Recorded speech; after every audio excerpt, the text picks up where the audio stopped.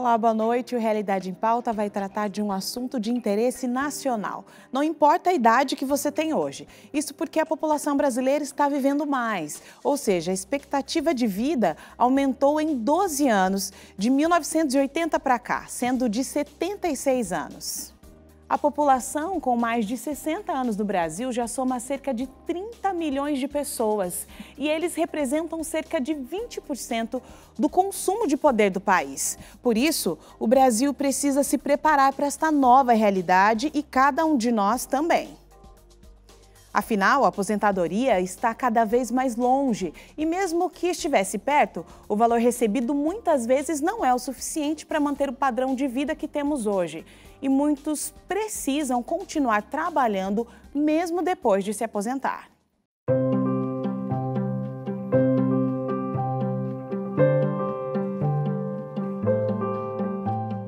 No dicionário, mudança é sinônimo de transformação, mas mudar nem sempre é uma ideia que agrada a gente, né? Bom, mas as transições que acontecem na sociedade, por exemplo, fazem parte da história de cada família e de cada pessoa. Falando nisso, você já percebeu que as famílias estão cada vez menores com o passar dos anos? O fato é que hoje temos menos crianças, mas aquelas crianças nascidas décadas atrás em famílias maiores, agora fazem parte de uma parcela da população que já está na terceira idade. Com o avanço da medicina ao longo dos anos, as pessoas passaram a ter também uma expectativa de vida maior e uma velhice muito mais ativa. Segundo o Instituto de Longevidade Mongeral Aegon, o Brasil tem hoje 30 milhões de pessoas com mais de 60 anos. E até 2050, 1 a cada 3 brasileiros vai estar na melhor idade. Se por um lado o aumento da expectativa de vida é uma boa notícia, falar em aposentadoria ainda gera preocupação para os brasileiros. Depois de trabalhar a vida inteira, muita gente conta os dias para descansar e aproveitar a tão sonhada aposentadoria, certo? Não é o caso do seu Iris, que há 3 anos resolveu tocar sanfona na rua para complementar a renda familiar.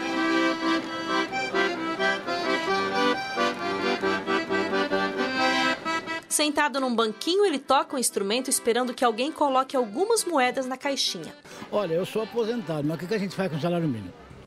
Pois é, seu Iris começou a se preocupar quando viu que não estava conseguindo pagar as contas do mês só com o benefício da aposentadoria. Aí ele decidiu usar as habilidades musicais para resolver o problema. O pessoal falou para mim, vai tocar no calçadão que você toca bem, entendeu? O pessoal foi pela cabeça dos outros, sabe aquele negócio da gente? Então foi onde eu vim para cá. Para poder ganhar um troquinho a mais? Poder, porque senão não dá. Ó, eu tenho medicação, tenho tudo, né? Então, as coisas aumentam dia a dia, né? Assim como seu Iris, muitos outros idosos preferem ter uma atividade remunerada, mesmo depois de aposentados. Eu sou um deles que continuei trabalhando. Agora eu parei de trabalhar porque eu não estou com condição de trabalhar. Mas eu trabalhei 18 anos sem ser depois de aposentado. Sou uma delas. Eu aposentei, mas eu continuo nativa ainda, trabalhando. Porque a aposentadoria está pouca. Aí não dá para cobrir a renda dele. Então ele tem que trabalhar. Eu penso assim, se a gente está com saúde, por que não continuar? Só se a firma não quiser e quiser mandar embora, né? Mas enquanto eu tiver com saúde é por isso, porque só a aposentadoria realmente é pouco. A aposentadoria não dá para comer, não dá para pagar aluguel, então tem que trabalhar. Vontade é de ficar em casa. As últimas pesquisas realizadas pelo Instituto de Longevidade Mongeral Aegon mostram que só 26% dos trabalhadores brasileiros esperam parar completamente com as atividades profissionais depois da aposentadoria. Entre os que pretendem continuar trabalhando, 69% são motivados pela necessidade de se sentirem ativos e 63% são chefes de famílias que precisam completar a renda. Outro dado importante revelado na pesquisa mostrou que 85% dos aposentados que trabalham estão na informalidade, um número que reflete as dificuldades encontradas pelo idoso na hora de procurar um emprego com carteira assinada. Para Nilton Molina, presidente do Instituto Mongeral Aegon, não é só o mercado de trabalho que não está preparado para o aumento da longevidade dos brasileiros. A sociedade não está preparada e as pessoas também não. E o Estado também não. Ou seja, esse desafio da empregabilidade do idoso é de todo mundo e a sociedade tem que se engajar nesse desafio. As empresas de um lado, as pessoas de outro, o Estado, as associações, etc. Esse é o desafio. É o maior desafio da primeira metade do século XXI. Quase 40% das empresas brasileiras até reconhecem que a contratação de pessoas mais maduras poderia ser a solução para suprir a escassez de mão de obra qualificada. Mas 83% não promovem ações de integração entre trabalhadores de diferentes gerações. E para aprofundar mais sobre esse assunto, a gente conversa agora com Denise Mazzaferro, que é formada em Administração de Empresas e tem pós-graduação em Marketing e mestrado em Gerontologia pela PUC de São Paulo. Ela é também autora do livro Longevidade, os desafios e as oportunidades de se reinventar. Tudo bem, Denise? Seja bem-vinda. Boa noite. Boa noite. O prazer é meu. Muito obrigada pelo convite. Denise, nós vimos aqui nessa reportagem que a população ela tem vivido mais. Você acredita que o Brasil tem se preparado para esta realidade? Infelizmente, não, né? O Brasil tem um documento que é o Estatuto do Idoso, um documento de 2003, que ainda hoje é um documento, né? A gente vê muito pouca divulgação, você vê que os próprios idosos desconhecem o documento, a sociedade de maneira geral, e é um documento muito bacana se a gente estivesse conseguindo pôr em prática tudo o que lá está escrito. De acordo com a Organização Mundial de Saúde, em 2025, o Brasil vai ser o 6º maior país com número de idosos do mundo, né? Ou seja, nós vamos ter a 6ª maior população de idosos do mundo e eu não vejo a gente evoluindo em política pública para esse número. E, né, 2025, nós estamos falando daqui 6 anos, né? Pouco tempo. Muito pouco tempo. Que tipo de atitudes nós precisamos desenvolver ou reações, né, frente a este dado? Então, né, eu costumo dizer que falta tudo, né?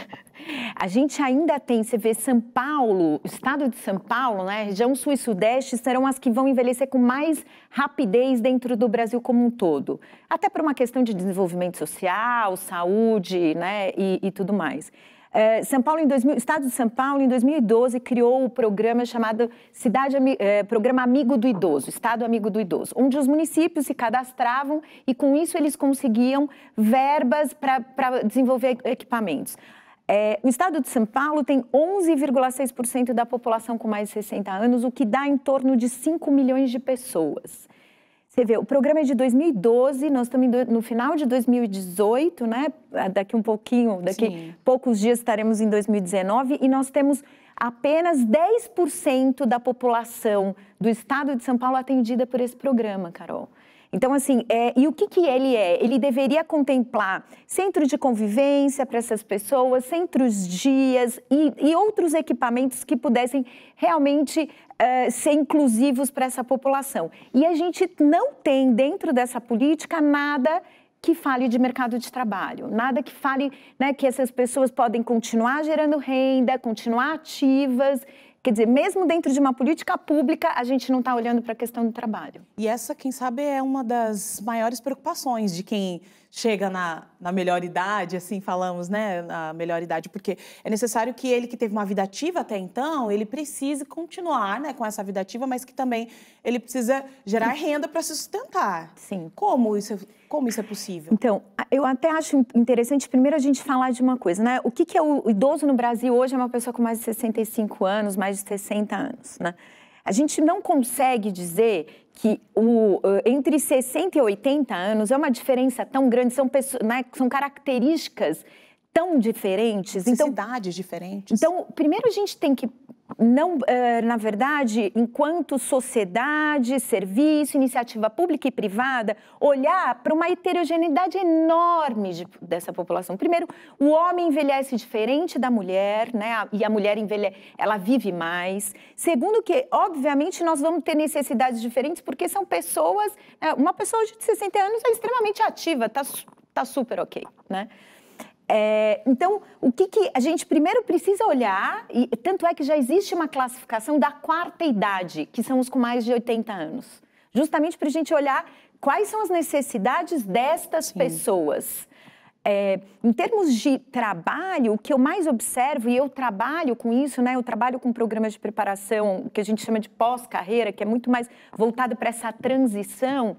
E o que eu observo é que, primeiro, nós temos uma necessidade gigante de geração de renda. Essas pessoas não querem se aposentar porque elas precisam continuar gerando renda. O benefício da aposentadoria não vai ser um benefício que supre a tua necessidade, né? Mas mesmo aqueles que, de alguma maneira, se planejaram melhor e poderiam não gerar mais renda, eles querem se manter ativos, claro, né? O trabalho é uma coisa que confere pertencimento para a gente. É meio aquela questão de como você é útil para a sociedade. Está tudo relacionado ao trabalho. E a gente tem toda essa questão de como que a gente reinsere. Essas pessoas precisam ser, muitas vezes, requalificadas, né? Por isso que eu digo que, se a gente tem política pública, a gente tem o Estado falando de né, ser amigo do idoso, por que não programas de qualificação, de educação, né? Essa questão de você se manter... Eu costumo dizer que a gente precisa se manter atraente para todo o tempo, né? E o que é ser atraente? Não é fisicamente que eu estou falando, né? Não, é ter a gente se reinventa. Currículo reinventado, né? E outra, né? Eu escolhi meu primeiro curso de administração de empresas com 17 anos. Tenho 47. Muita coisa mudou, né? Sua visão sobre a profissão. Como que a gente acha que vai viver 80 com a profissão que você escolheu com 17? Você não sabia nada, a gente não sabia nada, né? Então, é muito interessante isso, da gente pensar que a carreira... Nós não vamos mais ter uma carreira ao longo da vida, com certeza. E é o momento da gente resgatar aquilo que você gostava muito e não fez porque seus pais te censuraram, ou porque você precisava entrar no mercado de trabalho rapidamente, aquilo demoraria para te, né, gerar renda, ou porque aquilo naquele momento não era o seu sonho. Por isso, eu acho que a gente precisa reeducar, requalificar essa população, porque nós vamos precisar deles. Como que a gente vai pensar que daqui a alguns anos 1/4 da população brasileira vai ser idoso e o quê? Nós vamos estar com 1/4 da população brasileira inativa, fora do mercado de trabalho? Isso é impossível. Eu achei bem interessante você ter dito essa ideia de que daqui a um tempo nós não vamos seguir uma carreira para a vida toda, né? Ou seja, em algum período você pode se reinventar, traçar outras estratégias para continuar nesse mercado de trabalho, né? E um dos pontos é a educação. De acordo com os dados do Instituto Brasileiro de Geografia e Estatística, o IBGE, apenas 26% dos idosos que trabalham têm carteira assinada, ou seja, ainda há muita informalidade nesta faixa etária. Mas há empresas que têm acordado para essa questão da empregabilidade do idoso, inclusive existem outras empresas que fazem recrutamento e seleção voltadas especificamente para inserir este público no mercado de trabalho.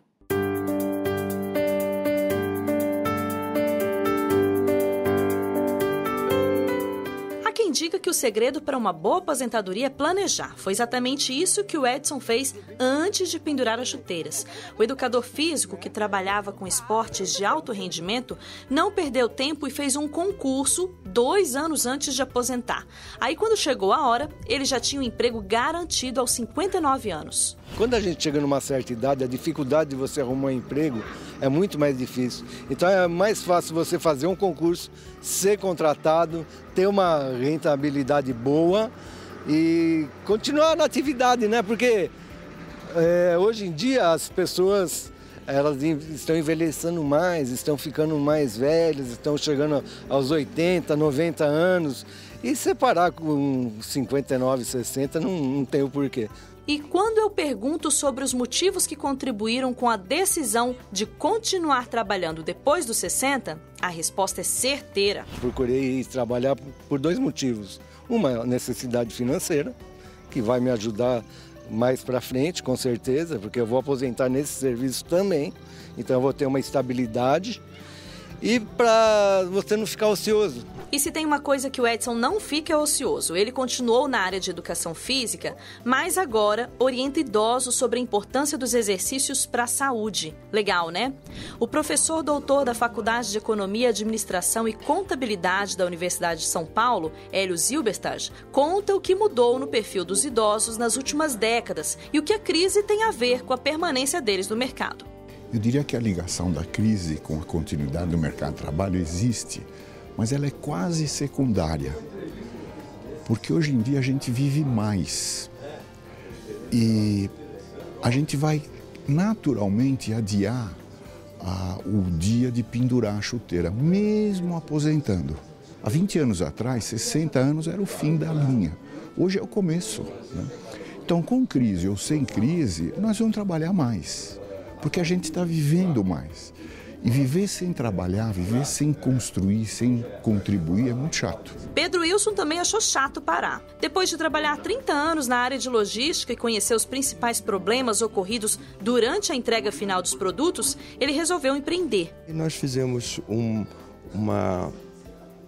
projeto chamado 50 Mais Courier Sênior, que ele visa trazer o aposentado para fazer as entregas das encomendas até 15 quilos nos seus bairros.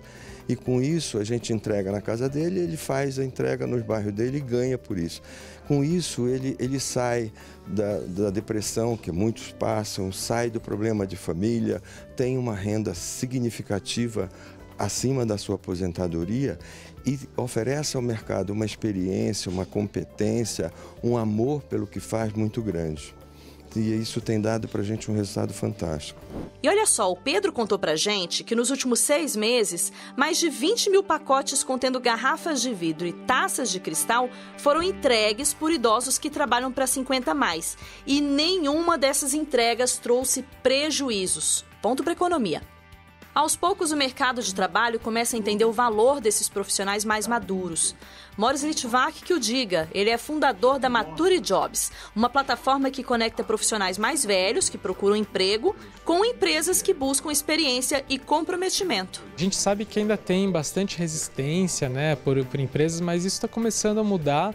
A gente vê que as empresas estão começando a olhar para essa questão de envelhecimento e longevidade, e as empresas que mais procuram a gente na Mature Jobs são empresas que estão precisando de pessoas comprometidas acima de tudo, porque estão sofrendo muito com a falta de comprometimento dos jovens, que é uma característica das novas gerações, né, que tem outra forma aí de lidar com o trabalho. Ele fala ainda sobre os benefícios de contratar profissionais acima de 50 anos. Comprometimento, a responsabilidade, a forma de lidar com gente, de ter mais jogo de cintura, de ser mais atencioso, mais paciente, né? E a experiência, tanto a experiência profissional que essas pessoas têm, quanto a experiência de vida, que traz essa postura diferente, né, que mesclada com os jovens, traz um equilíbrio e uma diversidade muito boa para as empresas. Para quem decidiu continuar trabalhando na melhor idade, o Edson conta quais são os benefícios. Para quem continua trabalhando, melhora muita coisa, porque você não para, a sua cabeça continua funcionando plenamente, você vai ter as suas atividades sempre, você vai ter contato com outras pessoas, então eu indico plenamente que você tem que continuar trabalhando. E é bom para você e bom para o seu bolso, né? Nós vamos fazer uma reforma na Previdência que vai adiar a idade mínima para se aposentar. Então isso é ruim, porque a gente vai ter que trabalhar mais antes de se aposentar, mas ao mesmo tempo é bom, porque vai dar mais tempo para acumular uma boa aposentadoria. Então, o fato da gente ter uma idade mínima, isso é inevitável, vai acontecer, tem esses dois lados, né? Então, vamos aproveitar o lado bom e vamos trabalhar para quando chegar a aposentadoria a gente ter um pezinho de meia para nos ajudar. E a gente volta a conversar com Denise Mazzaferro, que tem mestrado em gerontologia e que é justamente a área que estuda o processo do envelhecimento em suas dimensões biológica, psicológica e social. Estudar esta área é muito rico, né? Porque justamente como estamos vendo aqui nessas reportagens, é uma área promissora e de imenso alcance. De quais pontos a gente consegue atuar trabalhando com os idosos, né? Quais pontos hoje? Não só no trabalho, no comércio, que é importante, mas você também estava me dizendo que também atua em outras áreas para essa inserção, essa reinventar, né? Esse processo de reinventar ele dentro da nossa sociedade. Na verdade, a gerontologia ela é importante para a gente entender quais são as modificações, né, sociais que nós vamos ter. A gerontologia está muito dedicada a estudar essas questões e começar a olhar para as necessidades das pessoas e também para a adequação, na verdade, das metrópoles, de mobilidade, ou seja, a gente realmente tem várias modificações para fazer. Na minha área, eu trabalho muito com essa questão da preparação para as pessoas fazerem essa transição, porque eu costumo dizer que as pessoas que hoje têm 75, 80 anos não foram avisadas que elas viveriam tanto, né? E a gente está sendo avisada, a gente está aqui hoje conversando sobre isso, que eu acho uma oportunidade incrível de falar sobre isso. Então, se a gente vai precisar viver tanto, a gente vai precisar, obviamente, ter saúde, né? Física e mental também. A gente precisa ter tido um planejamento financeiro ao longo da vida que nos dê uma reserva para a gente viver mais, mas a gente também precisa ter projeto de vida para esse tempo, né? Sonhar, ter objetivo é muito importante em qualquer idade. Por que a gente acha que uma pessoa de 80 ou 90 ou 100 anos não pode ter sonho, não pode ter um objetivo, não pode querer, na verdade, estudar ou fazer qualquer outra coisa? Isso é tão importante para a gente, isso é vida, né? É interessante você falar isso porque, além do mercado de trabalho, a família também precisa estar preparada, né, para abraçar essa nova realidade. De que forma essa família precisa se preparar para isso? A família é uma questão tão crucial, né? Porque hoje você vê famílias com mais adultos, mais pessoas idosas e menos crianças, porque o índice de natalidade abaixou muito, né? O Brasil hoje já nem repõe, né? Nós temos 1,7 filhos por mulher, a gente nem repõe mais. E daí você tem, primeiro, de novo, voltando à questão da intergeracionalidade, várias gerações convivendo na mesma casa, a mulher no mercado de trabalho saindo desse papel de cuidadora, e a gente precisa lembrar que o envelhecimento pode ser, ele não é sinônimo de fragilidade, mas isso pode acontecer, de algumas pessoas fragilizarem e precisarem de cuidados, sim. E daí a gente não tem mais aquela mulher cuidadora dentro dessa casa. Então, as famílias primeiro precisam começar realmente a uma questão de respeito mútuo, a entender os desejos do outro, porque não é porque a pessoa envelheceu que ela virou uma criança, né? Você não pode infantilizá-lo, não tem autonomia, né? Que ele não tem autonomia ou que ele não tem desejos e vontade própria, né? Hoje se fala muito, virei mãe da minha mãe, né? Né? Até que ponto a gente consegue realmente colocar essas inversões de papel? Então, todas essas questões, elas vão estar dentro do núcleo familiar, na sociedade como um todo, nas empresas, né? Então, por isso que é muito importante a gente começar a pesquisar e entender. Existem países que já envelheceram, Japão, a Europa, onde a gente vê várias práticas de política pública ajudando essas famílias, né? Porque a gente precisa entender que nem que o Brasil quisesse, ele não vai ter equipamento público para, por exemplo, contemplar a questão de moradia, onde essas pessoas vão morar, principalmente aquelas que fragilizaram. Então, a família é um núcleo super importante de como que a gente vai acolher. É importante a gente estar dentro de uma cultura latina. A Universidade de Brasília fez há uns 4 anos uma pesquisa que chamava Quem vai cuidar de nós em 2030? E a maioria dos idosos diziam que serão seus filhos. Eu sempre digo, você está avisando, né, seu filho que ele vai ter que cuidar de você. Estamos tendo essa conversa em casa para saber se é isso mesmo, né? Você Porque imagina. a gente vê muito essa questão da terceirização do cuidado do idoso, né? Isso também afeta na cultura e a forma como essa geração vai enxergar, porque muitas vezes essas crianças, que não são muitas, né, não têm contato com o idoso em nenhuma fase da vida porque foi terceirizado esse cuidado. É importante inserir ele na realidade da família, Sim, como lógico, na né? sociedade? Não, eu acho super importante, porque como que a gente pode, eu vou usar uma palavra assim, jogar todas essas pessoas para o escanteio, a gente vai jogar todo mundo fora, né? Eu costumo ouvir muito deles, eu me tornei invisível, né? As pessoas, eu estou num jantar de familiar e as pessoas passam por mim e não me enxergam, né? Então, é porque existe várias questões, eu sempre também coloco, né, vamos sair desse papel de vítima, você é interessante, você se coloca, porque também se a gente colocar que essa pessoa, só porque ela tem mais idade, todo mundo vai beber dessa sabedoria, a gente precisa de novo se manter interessante, mas existe uma certa discriminação, né? E você imagina se isso acontece nos núcleos familiares, imagina fora, né? Porque teoricamente a família é um lugar onde a gente estaria protegido.